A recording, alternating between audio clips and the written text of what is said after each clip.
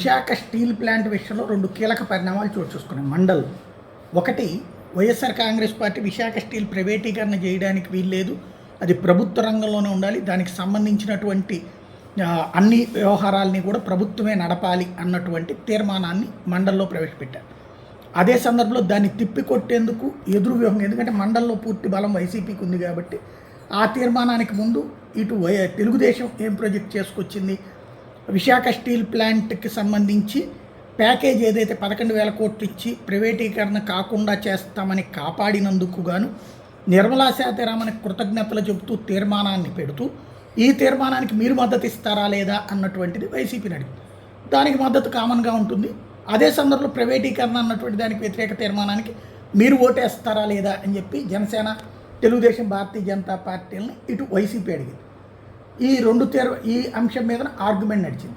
కూల్గా అంటే ఎత్తు పై ఎత్తు అన్నమాట. ఫైనల్గా రెండు తీర్మానాలు ఆమోదించినట్టుగా ప్రకటించేశారు మండలి చైర్మన్. అంటే ఇప్పుడు వైసీపీ తీర్మానము మూజువాడి ఓటుతో ఆమోదం పొందినట్టు, అటు వీళ్ళ తీర్మానం ఆమోదం పొందినట్టు. అంటే ఇప్పుడు విశాఖ స్టీల్ ప్లాంట్ ప్రైవేటీకరణ జరుగుతున్నట్ట లేనట్ట అంటే మెడికల్ పీపీపీ లాగానే ఎవరు ఎలా అర్థం చేసుకుంటే అలా.